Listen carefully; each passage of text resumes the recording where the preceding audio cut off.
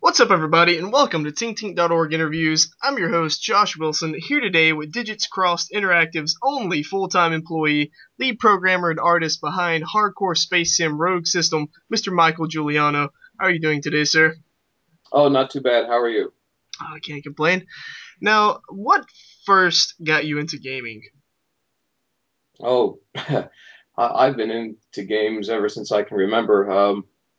Ever since, well, way before the Atari 2600, actually, we actually had an old Magnavox system where you put the overlays on the screen, and there was Pong and other stuff.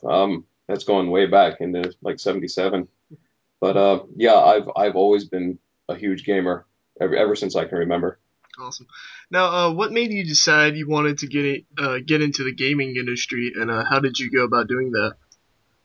It just seemed a natural. I've always been a good artist, and again, I've always loved video games, so it just seemed to be a natural fit, especially as the art moved beyond, the original arcade programmer art, if you will.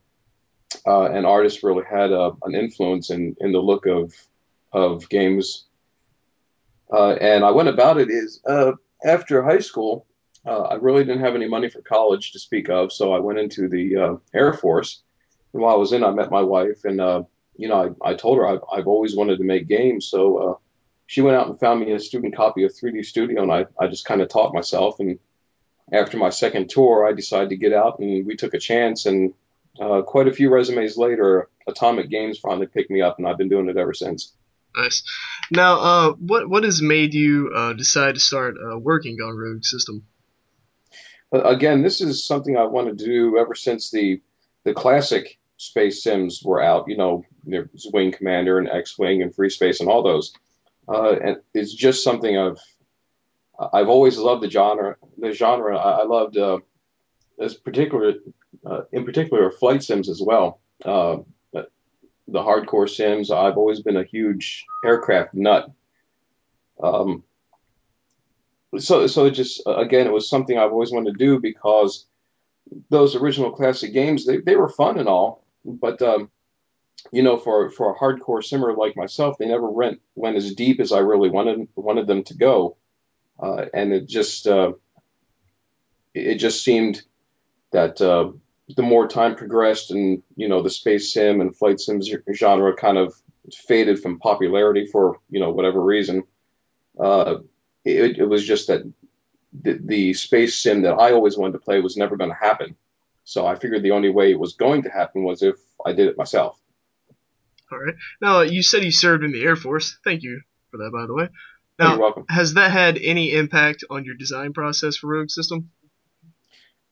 Um, design wise, well, I mean, while I was for the last 3 years, I was in charge of one of the maintenance shifts for the specific components I worked on. So I know a lot about scheduling and everything. But really, it helped me more with the gameplay itself. I know a lot about these systems. I know a lot about the flight line maintenance aspect and what happens before a flight, what happens after a flight, and what happens in the air with the pilots, and what they look for as far as a functional aircraft. So I kind of incorporate all that into my design. All right. Now, for those of us who don't know about Rogue System, could you tell us a little bit about it?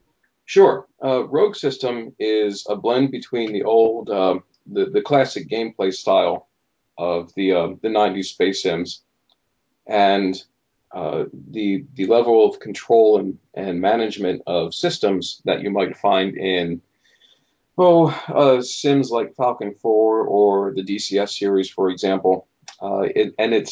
It's really again, it's my love of these study sims where you have to go in and you start the ship and you taxi out and you take off, and you have to know which system to use and how to use it at the right time to achieve what you want to, and what happens to other systems when the main engine is damaged, or you lose an electrical bus, and how can you get that damaged aircraft back home. That's what I'm trying to achieve with with Rogue System. And again, it is still science fiction. I'm not going for an ultra realistic space combat simulator, which would be an entirely different sort of fighting with orbital mechanics and everything. It's still science fiction. These are still science fiction systems, but it's just really making you feel like you're controlling this spacecraft that you're in. All right. Now, will a casual player, just of the games, be able to enjoy Rogue System? Yes. In the old, in say Falcon 4, there was an easy mode and there was an advanced mode, and that's not exactly what I'm doing. They actually changed the way the simulation worked. What I'm doing is, again, it's via one of these science fiction ship systems, the ship's onboard computer. You'll be able to option that in the front end to take advantage or to take control of these lower level functions and even start the ship and shut it down. That way, when you go in for a person that wants a lighter experience, they'll just be able to get into the ship, take off, do their mission, and come back. They won't have to worry about starting the engines or managing a system after it's damaged or significant target searches and stuff like that. The computer will handle it for you. So yes, using that system, I can alter, and I'm not really altering the sim. What I'm doing is just changing how much is accessible to the player to tailor to different play styles. Awesome. All right. So, are there any features in Rogue System that you are personally really excited about, or is it just kind of the whole Well, package? kind of the whole package. I mean, obviously, again, for a sim head like myself, it's this level of ship control. But one thing I'm also really jazzed about, the core module, which is the very base of the sim, um, which and I'll add on to that later, but we'll talk about that later on. Right. But the campaign itself, the mission design is very much similar to Falcon 4, where you have multiple elements comprising an entire package, and each element is performing a specific task, so that the overall package can achieve the mission objective. It's a very military realistic way to go about mission design. So you have these two squadrons. One is an interceptor squadron, the other one is a strike squadron, and you can fly in either one of those. And each squadron is broken up into smaller elements, and you might have one element providing cover for the strike package, and in the strike package you might have one element that's doing a missile defense and another one that's actually attacking the target, and everyone has to be at the proper place at the right time for everything to be successful. So, and that's really exciting to me because it's a much deeper mission design. Now, so far, how has development been going with Rogue System? Like, any particular challenges that have came up? The biggest challenge was actually my having to learn how to program. Again, I've been an artist. That's what I've done for 14 years in the game industry. And when I set about really getting serious about this, obviously I had to learn how to program. So I began that in 2008, and I actually took 2 years to train myself how to program and follow tutorials and that sort of thing. And by 2010, I felt comfortable to start. And actually, yeah, and I also had a lot of help from, I work with a development studio called Image Space Incorporated. They do a racing sim called R Factor 2. And I had a lot of help from the programmers there. They they would help me refocus if I was going off in the wrong direction, and they helped me out a lot. Actually, they were very supportive. That initial learning period. All right. But yeah, that was the biggest challenge. Thanks. Now, as you just said, that was your biggest challenge, and you only learning how to code for about 2 years. Looking back, would you have wished you would have maybe waited a little and garnered more knowledge before deciding, to embark upon this great crusade, or have you been picking up things along the way, or are you just programming Jesus and you wouldn't have done anything different? Well, you always, in anything, you always learn as you go. You gain experience, and you see, oh, well, I could have done that a little bit better. And in this case, um, I think 2 years was a good foundation for me to be able to begin. And there's always, even when you have full proper teams, you always go back and revisit things that you did in the beginning just to make sure they're still up to snuff. No, I wouldn't have waited. Um, my only wish about the whole thing was that I could have been working on this full time all along. I would have been a lot further along than I am right now. All right. Now, according to your site, you're the only full time employee with about five other people helping contribute. Now, when you did your Kickstarter, has that obviously garnered you a lot of attention? Have you gotten any extra help because of that? And are there still positions that need to be filled? And if so, how can people go about getting in contact with you to help work on the game? Yes, for the initial period, I had the help from a sound designer, and I had an amateur concept artist, and he provided a couple pieces for the prototype assets, just so I could get something on the screen and get it working. And with voluntary help, you can never say how long they're going to stay or how much they're going to be able to do, and people come and people go. And yes, because of the Kickstarter, it has brought a lot more attention from people willing to help out under different conditions. Later if funding is available, I'd like to go full time, or I can only offer some part time help, and I can do these couple of pieces, and you take it as it comes, and you're very thankful for any help you can get. Really, what I'm looking for right now is someone who's really strong. 3D artist, with me working on all the programming, or the core of the programming. I need a really strong artist to be that foundation for the art side of things.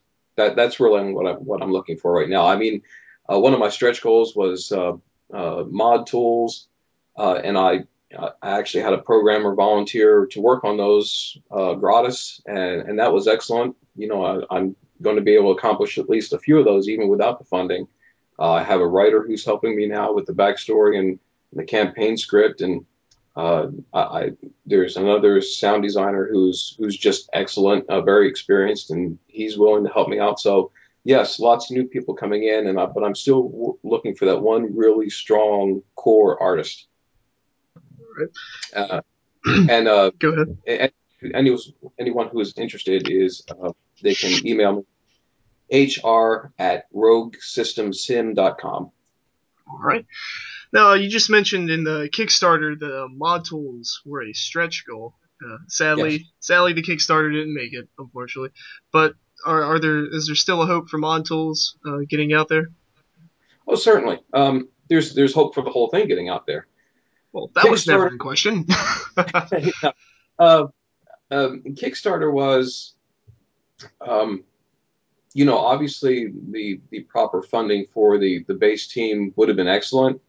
Would have got everything going full time right now, but the funding was actually, if you look at the grand scheme of things, funding was actually secondary.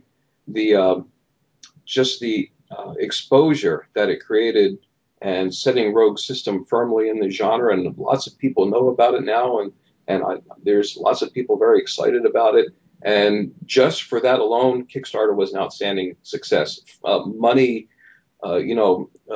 aside, I can't say anything bad about the Kickstarter itself. Just for the exposure that it generated. Awesome. The dogs seem to approve with that. Now, if or when mod tools do get released, will they be free? Would they be the same tools that you and your team, or just you were using? Like, how would you go about doing that? Yes, the mod tools that the community will be using eventually will be the same as what the team uses to get assets into the game. Obviously, we'll be working with earlier versions uh, that won't have UI or proper UI. They won't have proper documentation. The community will get all that. Awesome. All right. So, Rogue System has a core module, which will be the complete campaign-driven game in its own. But later extension modules will be released that will add even more gameplay.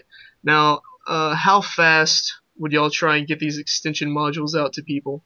And would users be able to create their own extension modules for release? Extension modules can't be created by the end user. They can create content to work with the extension modules that we will release. For example, the core module, they'll be able to add new ships and new missions to use those ships, and they'll even be able to string those missions into their own campaigns if they like. Later, in one of the extension models, we'll add trading and exploring, and at that point, the user will be able to implement new ship systems. They'll be able to add new trade goods, even new planetary types, and it'll be using the same data structure and same tools that we'll be using. Yes, the core module is a very streamlined version of the sim, and that is strictly because I can only assume that eventually, when I do find proper funding, it's going to be for the smallest team possible. I can't assume that I'll have a $2 million budget, like say Chris Roberts, who's very well known and can generate that sort of investment. For myself, eventually when I hit that mark that I need, it's going to be a very small team. So we have to create that very streamlined base version.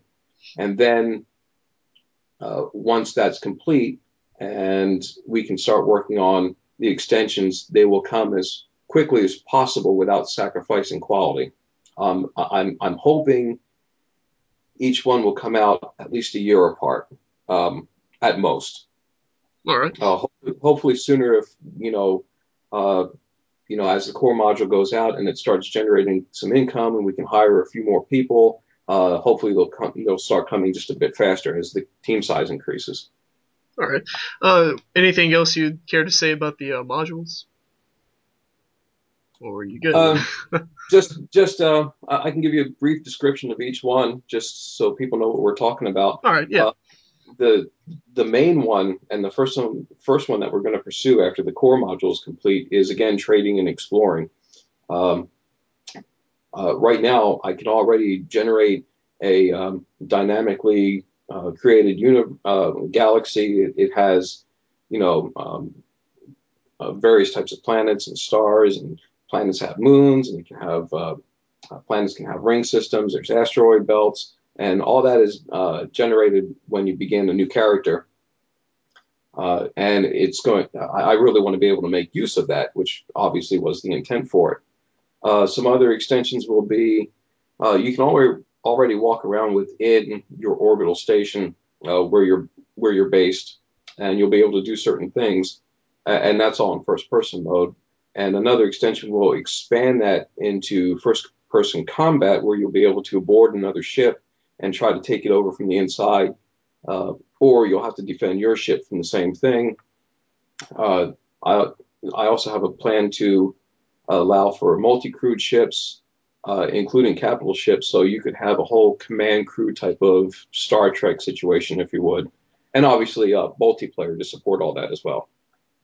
Sounds very fun. Now, any kind of release date set at all for any of this? If I achieve proper funding with Kickstarter, I was going to release about the same time in 2015. Without proper funding, I'm going to have to play it by ear. We'll progress as quickly as possible, but without having a full and proper team where you can create actual schedules and hold people accountable to them, it's very hard to give specific dates. All right. And so what platforms are y'all shooting for with Rogue System initially, and how will distribution be handled? Like, will it be physical copies or digital like Steam? And would there be any plans, assuming like Mac, Linux, or even consoles? Consoles, I can already say no. It's you have to be a very well established developer to get the dev kits for console development, and they actually are pretty pricey as well. I eventually I really do want to support Mac and Linux both, and I've actually been chatting with a programmer about that. But obviously, that's later down the road. Our primary platform right now is Windows. And go ahead. I'm sorry. Yeah, I'm sorry. What was the other question? I think distribution. So you said it's coming out for Windows. Yes. Distribution will. I can almost guarantee that it will be digital download. I'm still investigating exactly which way I want to go with that. Steam, obviously, there's a large fan base to Steam, but it also has its disadvantages as well. The company that I work for, ImageSpace Incorporated, they have their own distro system, and they've offered for me to use that. I've even thought of GOG.com. There's several ways it can go, and I just really haven't decided yet. I really want to get some community input before I make a final decision, to be perfectly honest. That's a good thing to do. Now, you've said on your site or the Kickstarter, one of the two, that you like to use the Oculus Rift. How is that going to play into everything? It will. I can imagine. I don't actually have a dev kit for it yet. I'm hoping to order that within the next month or so, and I think they're actually still on pre-order. I don't even think they shipped their dev kits yet. But my initial thought on it is that it will act. You'll use it very similar to you would the Track IR, for example. You'll be able to look around within your cockpit. You'll be able to look at certain things, and you'll be able to. I would assume. Again, I haven't seen the system myself, but I would assume you'll still be able to see the mouse cursor, and you'll be able to use the clickable cockpit and buttons and etc. on controllers to operate the ship systems.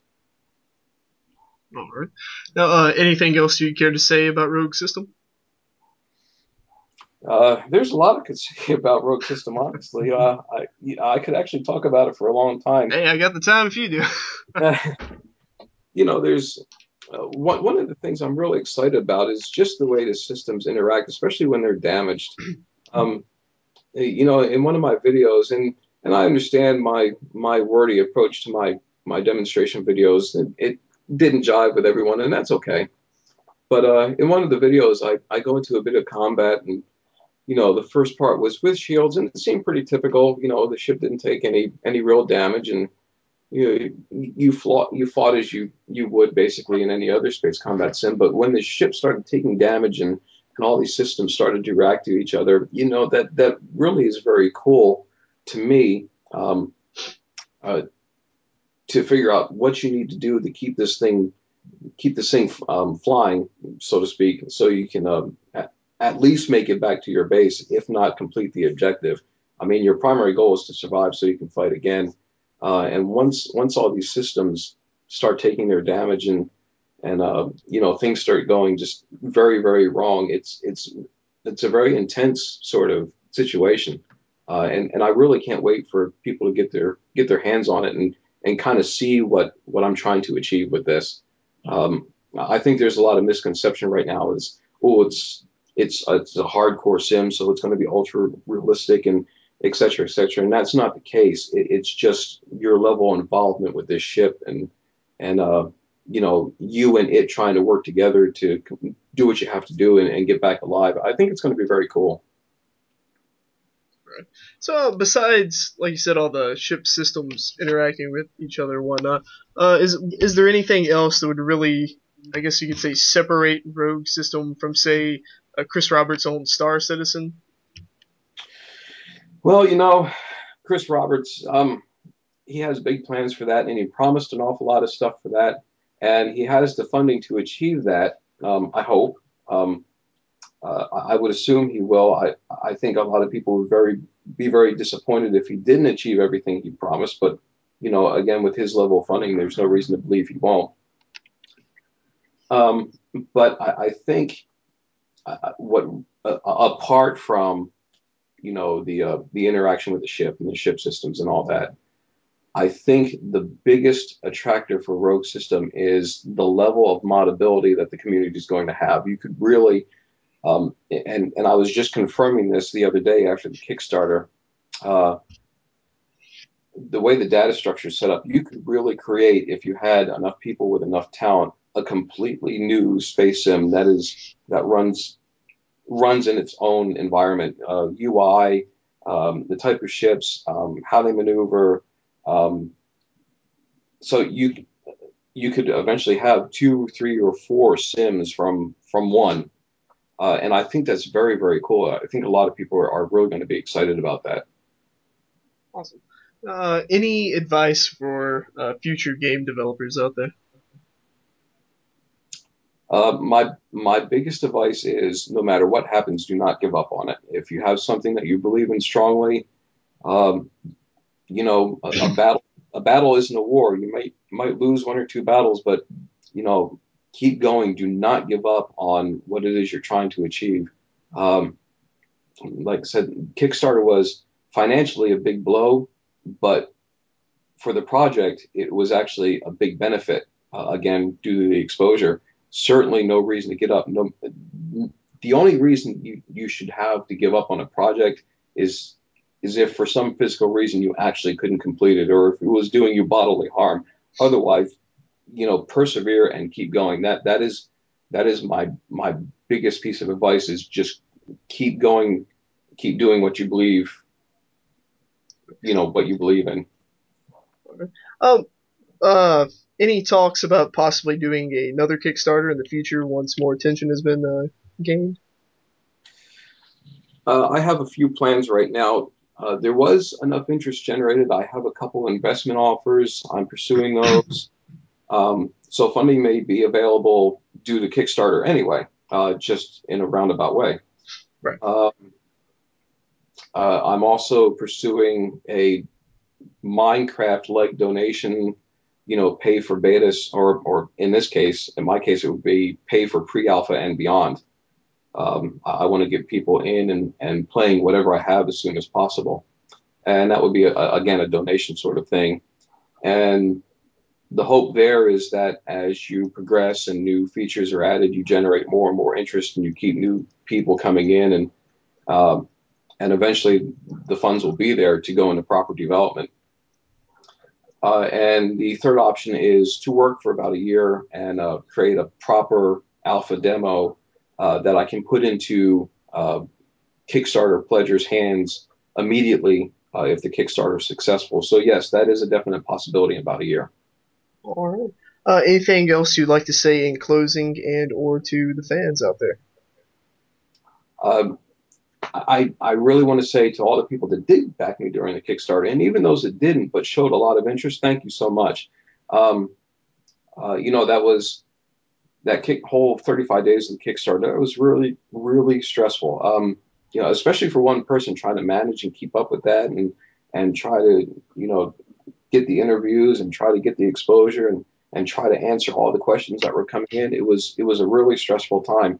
And all those backers and all their support and all their encouragement, it kept me going. And again, without them, it wouldn't have been as successful as it was. Again, money notwithstanding, I think it was really good for Rogue System, that whole experience. So again, thanks to them. All right. Well, everybody, since you're already here, you might as well subscribe to our YouTube channel and be sure to visit our site, tinktink.org, for all of your gaming needs.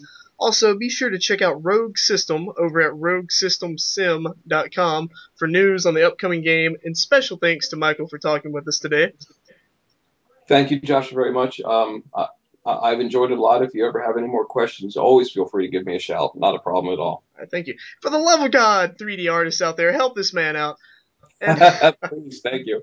no problem. This has been Josh Wilson, and as always, thanks for listening to TinkTink.org interviews.